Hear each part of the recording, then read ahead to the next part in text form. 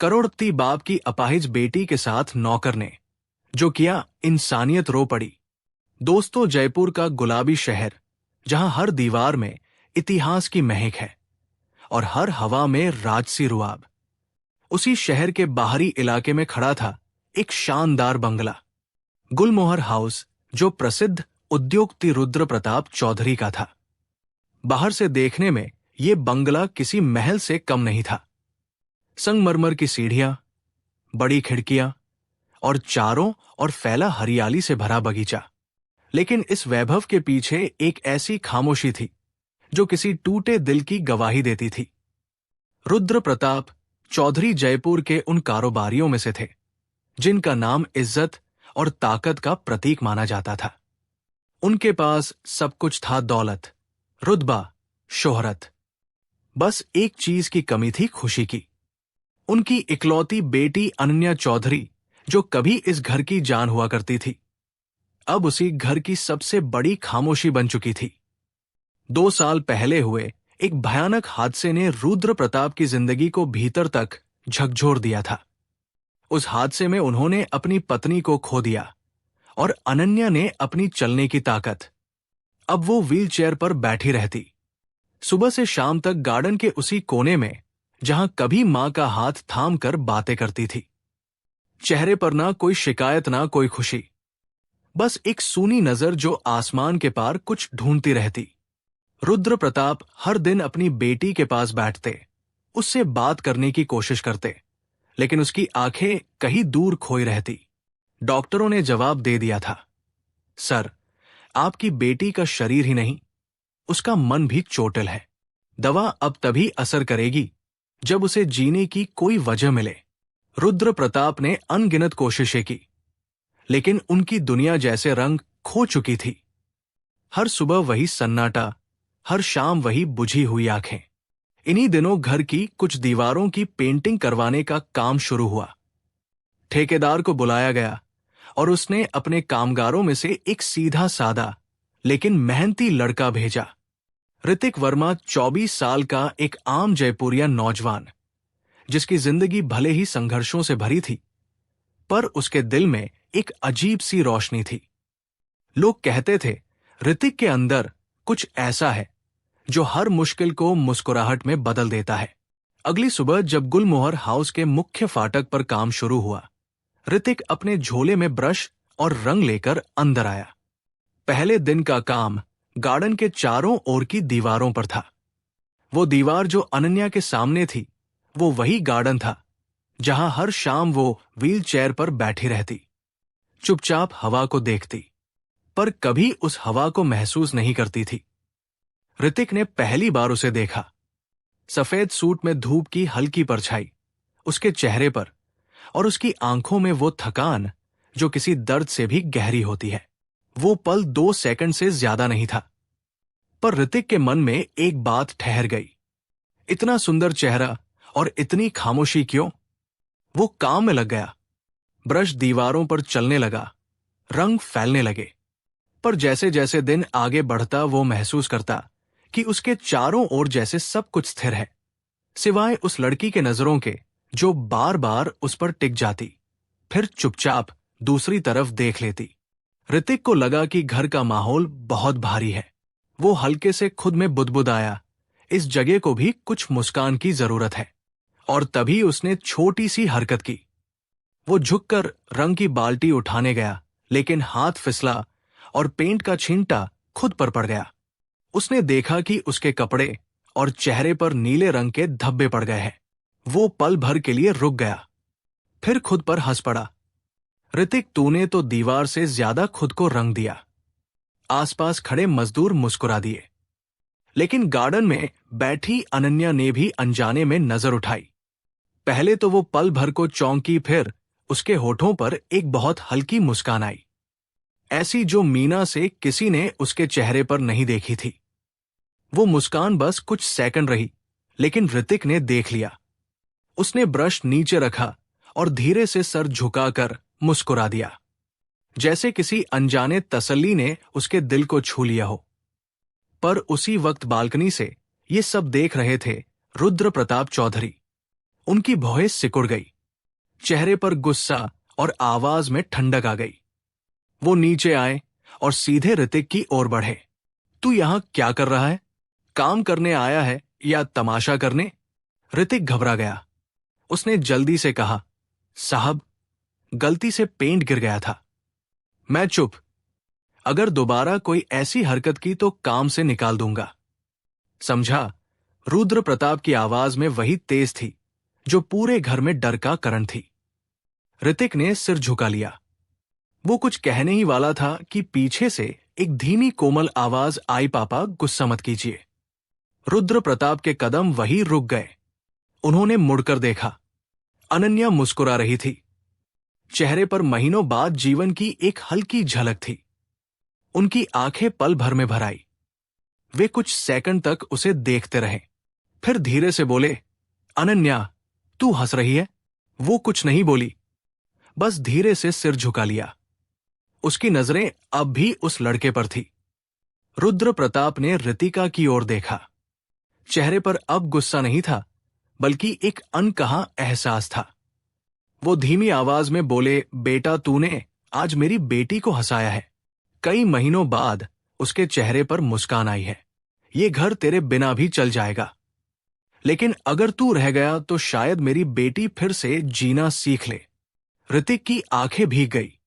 उसने धीरे से सर झुकाकर कहा, साहब, अगर मेरी मौजूदगी से आपकी बेटी मुस्कुरा सकती है तो मैं खुशी खुशी यही रह जाऊंगा। उस दिन गुलमोहर हाउस की दीवारों पर जो नया रंग चढ़ा, वो सिर्फ पेंट नहीं था, वो उम्मीदों का रंग था। उस दिन पहली बार अनन्या ने मुस्कुराना सीखा, और पहली बार ऋतिक को लगा किसी की मुस्कान में शायद उसकी अपनी जिंदगी छिपी है। उसी शाम जब सूरज ढल रहा था, गुलमोहर हाउस के गार्डन में एक अजीब सी गर्माहट थी। हवा में गुलाबों की खुशबू थी और ऋतिक चुपचाप अपने औजार समेट रहा था। वो उस मुस्कान के बारे में सोच रहा था जो दिन भर उसके जेहन में घूमती रही। ना जाने क्यों उसे लगता था जैसे किसी अनजानी रूह ने उसकी थकी हुई जिंदगी में नया रंग भर दिया हो। दूसरे दिन सुबह जब वो काम पर लौटा तो घर के नौकर ने बताया, साहब ने कहा है कि आज से तुम घर के अंदर का पेंट करोगे, गार्डन की नहीं। ऋतिक को थोड़ी हैरानी हुई।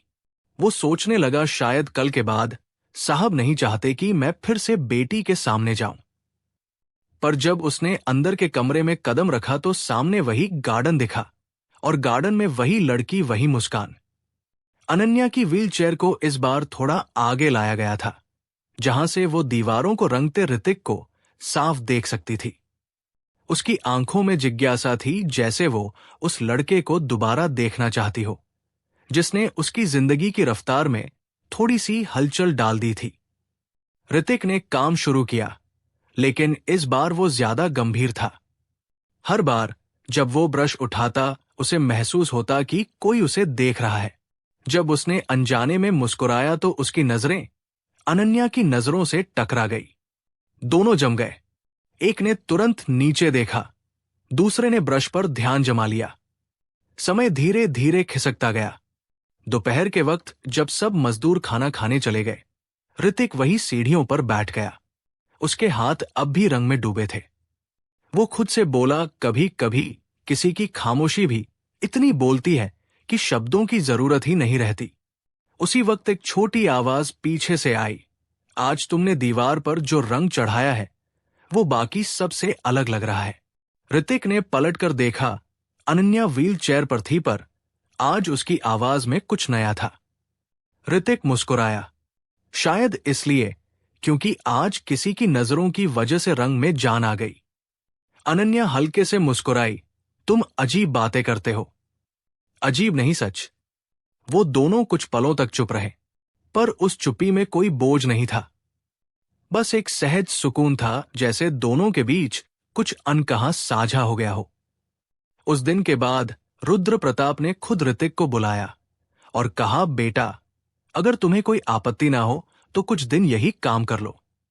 दीवारों के साथ साथ मेरी बेटी का कमरा भी पेंट कर देना, उसे थोड़ा रोशनी चाहिए। ऋतिक ने सर झुकाकर कहा, आप जैसा चाहे साहब। वो नहीं जानता था कि रुद्र प्रताप के इन शब्दों में सिर्फ दीवारों का नहीं, उनकी बेटी की जिंदगी का भी रंग लौटाने की कोशिश थी। धीरे धीरे ऋतिक का काम अब सिर्फ पेंटिंग तक सीमित नहीं रहा। कभी वो गार्डन में फूलों की टहनियां काट देता, कभी अनन्या के कहने पर आसमान की तरफ देखता और कहता, देखो आज के बादलों का रंग कितना प्यारा है, बस थोड़ा हिम्मत करो अन्या जी, एक दिन आप भी इस नीले आसमान की तरह मुस्कुराने लगेंगी। और हर बार जब वो अन्य जी कहता तो उसके चेहरे पर वही पुरानी खिलखिलाहट लौट आती। रुद्र प्रताप अक्सर बालकनी से ये सब देखते। अब उनके चेहरे पर गुस्सा नहीं था। वो जानते थे कि ये नौजवान कोई आम मजदूर नहीं, ये वो वजह है जिसकी तलाश उन्होंने डॉक्टर से लेकर मंदिर तक की थी। कभी कभी वो खुद नीचे उतर आते, दोनों की बातें सुनते और बस चुपचाप मुस्कुराकर लौट जाते। एक दिन अनन्या ने अचानक पूछा, ऋतिक तुम्हें रंग इतनी क्यों पसंद है? ऋतिक ने ब्रश धोते हुए जवाब दिया, क्योंकि बचपन से मेरी जिंदगी में कोई रंग नहीं था। पेंटिंग करते करते सीखा कि जब बाहर की दुनिया बेरंग लगे तो दीवारों पर ही अपने सपने बना लो। अनन्या ने कहा, और अगर कोई दीवार ही ना मिले? वो मुस्कुराया, तो दिल को ही कैनवास बना लेना चाहिए। अनन्या के होठों पर फिर मुस्कान तैर गई। वो मुस्कान इस बार थोड़ी लंबी थी, थोड़ी सच्ची भी। समय बीतता गया, हर दिन अब एक नया रंग लाता। अन्या अब व्हीलचेयर पर रहते हुए भी किताबें पढ़ती, कुछ लिखती। कभी गार्डन में बच्चों को खेलते देखती रुद्र प्रताप ने नोट किया। उसकी आंखों में अब फिर से चमक थी। डॉक्टर ने भी कहा, सर ये बहुत अच्छी प्रगति है, आपकी बेटी अब पहले जैसी नहीं रही, उसने जीने की कोशिश शुरू कर दी है। उस शाम जब सब लोग जा चुके थे, ऋतिक दीवार के कोने पर आखिरी स्ट्रोक दे रहा था। अचानक उसने पीछे से धीमी आवाज सुनी, धन्यवाद। वो पलटा, अनन्या मुस्कुरा रही थी। तुम नहीं जानते, लेकिन तुमने मेरे अंदर कुछ बदल दिया है। पहले लगता था जिंदगी खत्म हो गई, अब लगता है शायद शुरू हो रही है। ऋतिक एक पल को कुछ बोल ना सका, उसकी आंखों में भी कुछ भीग गया था। वो बोला, अगर मैंने कुछ किया है तो बस तुम्हारी हंसी लौट आई है, बाकी तो सब तुम्हारे अंदर था। रात को रुद्र प्रताप देर तक अपनी स्टडी में बैठे रहे। वो बेटी को इतने दिनों बाद अब रोज हंसते देख रहे थे, पर अब उन्हें एक और बात समझ आई थी। कभी कभी किसी की तन्हाई को तोड़ने के लिए चमत्कार नहीं, बस किसी सच्चे दिल की मौजूदगी चाहिए होती है।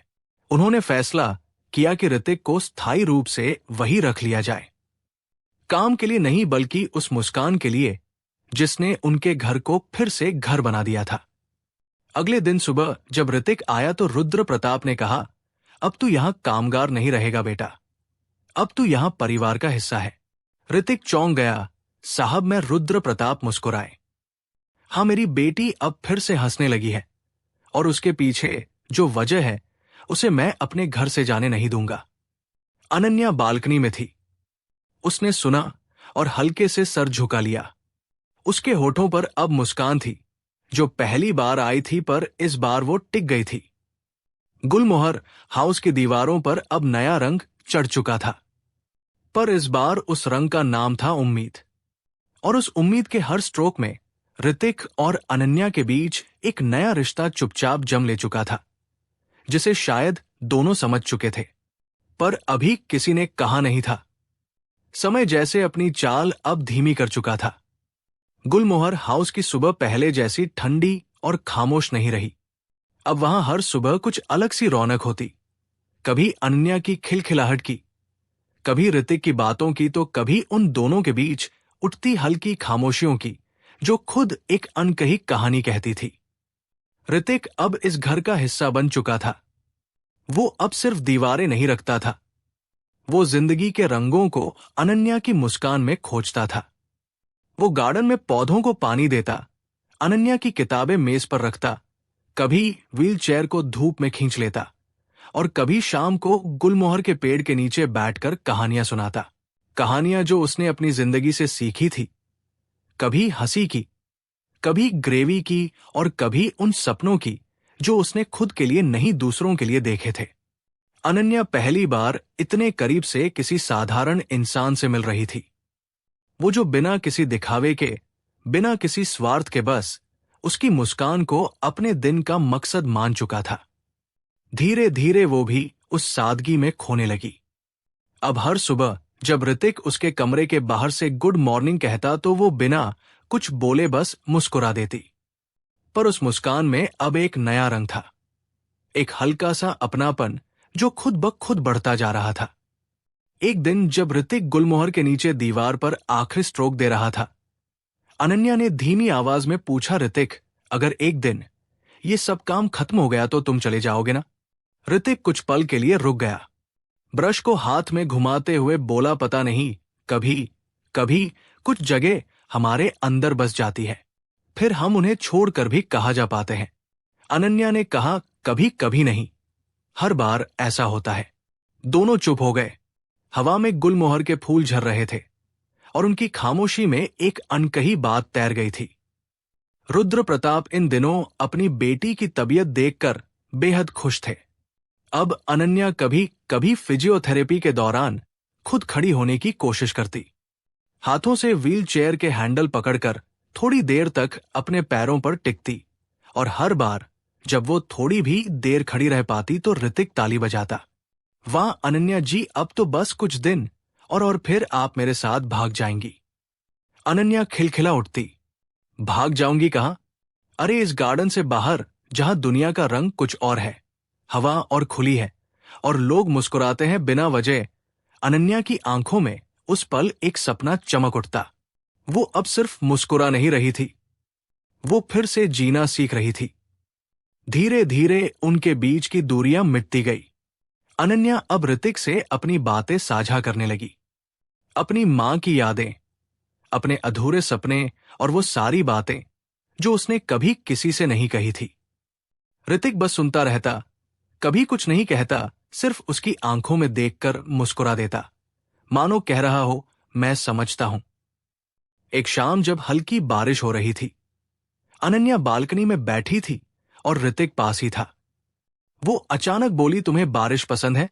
ऋतिक ने आसमान की तरफ देखा, बहुत, क्योंकि जब बारिश होती है ना तो मिट्टी की खुशबू मुझे मां की याद दिलाती है।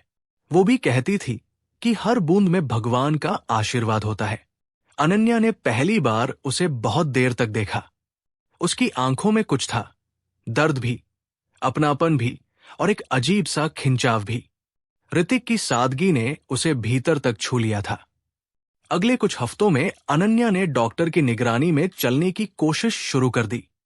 शुरुआत मुश्किल थी, पर ऋतिक हर बार उसके साथ रहता, उसका हाथ थामे उसकी हिम्मत बढ़ाता। वो कहता, देखो अनन्या जी, गिरना बुरा नहीं होता ना, कोशिश करना बुरा होता है। तुम बस एक कदम रखो, बाकी दुनिया तुम्हारे कदमों के नीचे झुक जाएगी। और एक दिन चमत्कार हुआ। धीरे धीरे कांपते कदमों से अनन्या ने व्हील चेयर का सहारा छोड़ा और एक कदम बढ़ाया, बस एक कदम, और वो कदम पूरे गुलमोहर हाउस में गूंज गया। रुद्र प्रताप की आंखों से आंसू झड़ गए। उन्होंने ऋतिक की ओर देखा। वो वहां खड़ा था, हाथ जोड़कर, जैसे किसी पूजा का प्रसाद बन गया हो। उस रात अन्य अपने कमरे की खिड़की के पास बैठी थी।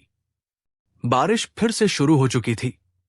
उसने बाहर झांक कर देखा, ऋतिक गार्डन में खड़ा था, सर पर बाल्टी रखे, बारिश में भीगते हुआ और आसमान की ओर मुस्कुराता हुआ। अनन्या हंस पड़ी, दिल से, जोर से। रुद्र प्रताप अपने कमरे से बाहर आए और बेटी की हंसी सुनी। वो पल उनके लिए वरदान था। अब हर दिन ऋतिक के आने से पहले वो खुद तैयार होकर बैठती, कभी किताब हाथ में होती, कभी फूलों की टोकरी। दोनों की बातें अब लंबी होने लगी थी, कभी रंगों की, कभी सपनों की, कभी उस दुनिया की जहां दोनों अपनी अपनी तकलीफों को भूल जाते। पर धीरे धीरे उस मुस्कुराहट के पीछे अब एक और भावना पनपने लगी थी। वो भावना जिसे दोनों महसूस करते थे पर कोई बोलना नहीं चाहता था। कभी जब ऋतिक उसके बहुत करीब आकर कुछ समझाता तो अनन्या का दिल जोर से धड़कने लगता, और जब वो उसे अनन्या जी कहता तो उसके होठों पर मुस्कान के साथ साथ आंखों में नमी भी आ जाती। एक शाम जब सूरज ढलने को था, अनन्या ने बहुत धीमे स्वर में कहा, ऋतिक, अगर मैं फिर से पूरी तरह चलने लगी तो क्या तुम चले जाओगे? ऋतिक मुस्कुराया, अगर तुम चाहो तो जाऊंगा, पर अगर तुमने नहीं कहा तो शायद यही रह जाऊंगा, उसी गुलमोहर के नीचे जहां पहली बार तुम मुस्कुराई थी। उसकी आवाज में जो सच्चाई थी वो हवा में घुल गई थी। अनन्या ने कुछ नहीं कहा, बस उसकी तरफ देखा और मुस्कुराई। लेकिन उस मुस्कान के पीछे अब एक मोहब्बत थी जो धीरे धीरे जन्म ले चुकी थी। पर अभी भी किसी ने कहा नहीं था।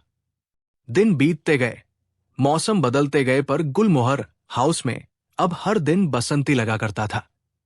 हर सुबह की धूप अब अनन्या के चेहरे पर खिलती थी और हर शाम ऋतिक के साथ बिताती थी।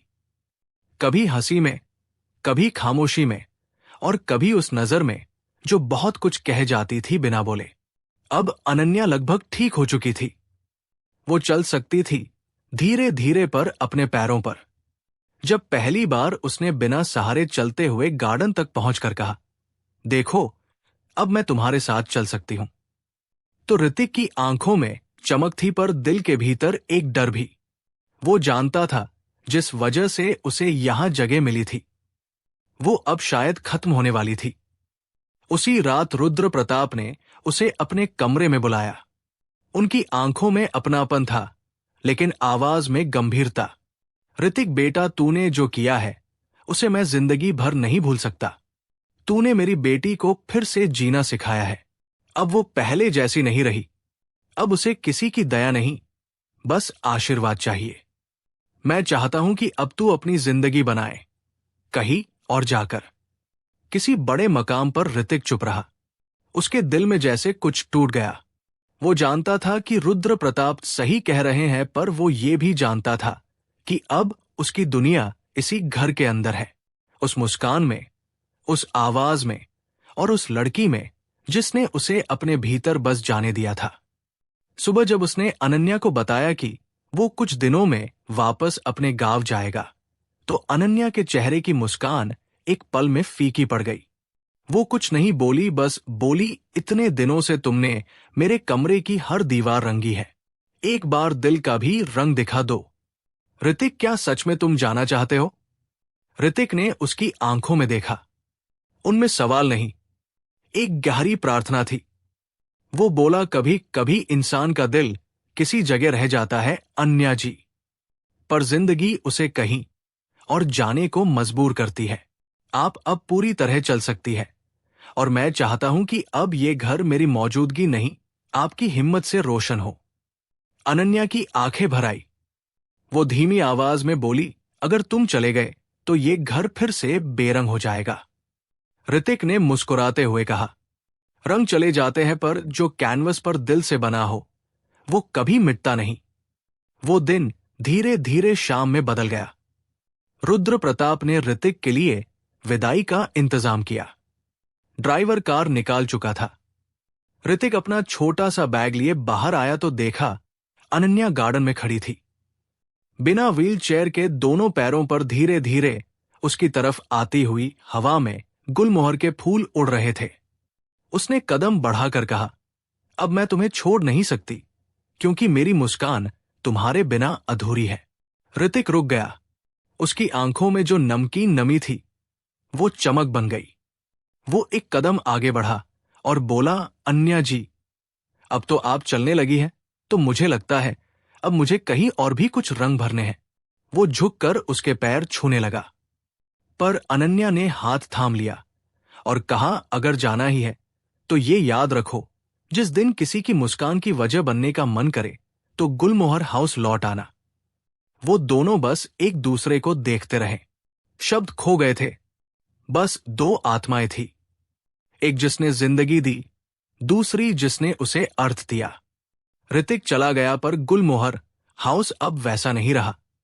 हर शाम अनन्या बालकनी से आसमान की तरफ देखती, जहां बादल कुछ देर ठहरते और फिर उड़ जाते।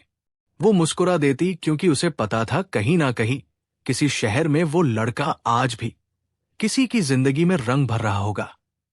कहते हैं हर इंसान की जिंदगी में कोई ना कोई ऋतिक जरूर आता है, जो हमें मुस्कुराना सिखाता है। जो हमें हमारी टूटी हुई हिम्मत से दोबारा जोड़ देता है। वो जरूरी नहीं कि हमेशा हमारे पास रहे, पर उसकी दी हुई उम्मीद हमेशा जिंदा रहती है। दोस्तों, जिंदगी में जब सब रंग फीके पड़ जाएं, तो किसी को मुस्कुराने की कोशिश करो। कभी कभी किसी की मुस्कान ही हमारी सबसे बड़ी जीत बन जाती है। लेकिन क्या आपको भी कभी किसी ने बिना कहे जिंदगी के रंग वापस दिए हैं? तो कमेंट में जरूर बताइए और इस कहानी को उन तक जरूर पहुंचाएं जिन्हें आज मुस्कुराने की सबसे ज्यादा जरूरत है। और हां, अगर ये कहानी आपके दिल को छू गई हो तो वीडियो को लाइक करें, शेयर करें और हमारे चैनल को सब्सक्राइब जरूर करें। मिलते हैं अगली कहानी में, तब तक इंसानियत निभाइए, मोहब्बत फैलाइए और जिंदगी को मुस्कुराकर जीते रहिए। जय हिंद, जय भारत।